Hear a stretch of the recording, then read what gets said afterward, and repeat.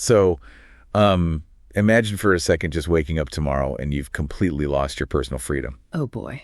Yeah, like someone else is telling you exactly what to wear, Right. How to cut your hair, and exactly what minute your alarm goes off in the morning. I mean, that sounds like an absolute nightmare for anyone who values their autonomy, which, let's face it, is most of us. Right. It's pretty terrifying. Yeah. Which is why the sources we are looking at today for this deep dive are just so counterintuitive. Yeah. We're pulling from the book of Ezekiel, specifically chapter 44, verses 15 through 31, along with a modern 7-step devotional reflection. Okay. And they basically argue that this nightmare scenario of strict, seemingly arbitrary rules can actually be a profound privilege. It's a massive paradigm shift. Right. Because we naturally equate rigid rules with oppression, right?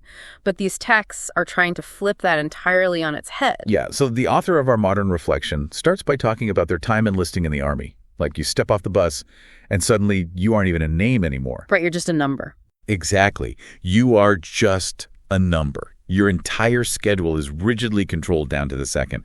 And when I first read that analogy, my initial reaction was pretty defensive. Yeah. Because stripping away someone's identity to just a number, it just feels incredibly oppressive, like they're just trying to torment soldiers and kill individuality. Yeah, well, yeah, but the author makes the point that this stripping away isn't about torment or killing individuality just for the fun of it. Okay. It's about mission readiness.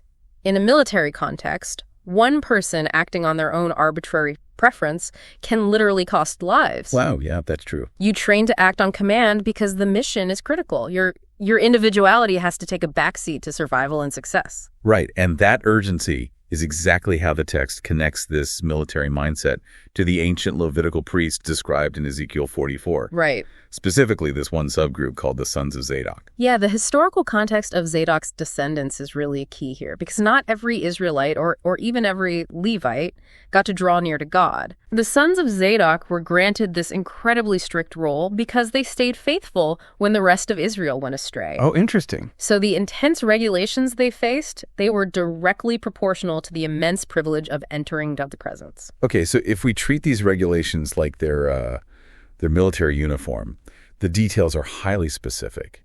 And honestly, kind of bizarre to modern ears. They really are. Like they had strict grooming rules. They couldn't shave their heads entirely, but they couldn't let their hair grow long either. Right. And they could only wear linen. Explicitly no wool or anything that causes sweat. Yeah, the sweat rule. And they actually had to change out of their work clothes before going out to the public so they wouldn't accidentally transmit holiness. Exactly. So, okay, let's stop on the sweat thing first. Is God just being a micromanager about sweat? Like, how does not sweating teach anyone anything about holiness? Well, it makes sense when you think about what sweat actually represents. Sweat is the physical byproduct of human toil, right? It's exertion and anxiety. So the object lesson here is that entering God's presence isn't based on exhausting human effort. Ah, I see. It's a completely different state of being that relies on divine grace, not how hard you can work or, how much you can physically exert yourself. That makes the linen requirement make a lot more sense. Right, because it's breathable. Exactly. It's a breathable fabric, unlike wool, so it physically prevents that symbol of human striving. Yeah. But what about the clothing change? The text says they had to change before seeing the public so they wouldn't transmit holiness. And to a modern ear, transmitting holiness sounds like a good thing. So why is that a problem? Because holiness in these ancient texts is often treated almost like high voltage electricity. Oh, wow. High voltage. Yeah, it's powerful and pure, but it is deeply dangerous if the common world isn't properly prepared for it. Okay. Verse 23 actually spells out the core purpose of all this. Their whole existence was an active demonstration to teach the people the difference between the holy and the common. Right. They couldn't just casually mix the two. So if these ancient priests were using their uniforms and daily habits as a physical object lesson for holiness, the devotional argues that modern believers are supposed to be doing the exact same thing. Right. Just without the strict linen requirement. Right. We can wear wool now.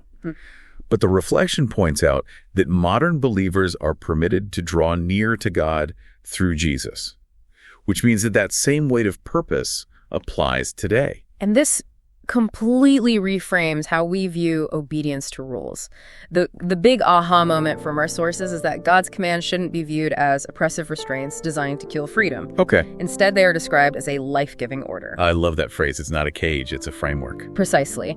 It's an order designed to shape people so that their daily habits, their work, their decisions, and their words actually reflect that high-voltage holiness in real time. Yeah. Just like the military uses discipline to keep soldiers alive and on mission, this life-giving order shapes believers for their ultimate calling. Which brings us right back to that opening scenario. Waking up and having your choices dictated feels on the surface like a terrifying loss of freedom. But if we follow the logic of these texts, surrendering that autonomy isn't a nightmare at all. No, not at all. It's the ultimate enlistment into a higher purpose. It really challenges our cultural obsession with doing whatever we want, whenever we want, and asks us to consider if absolute autonomy is really the highest good. That's a great point. And we will leave you with a final thought straight from the devotional to explore on your own today. Yeah, this is a good one. Take a hard look at your daily routines. What specific area of your life is currently shaped more by modern culture or your own personal preference than by God's life-giving order?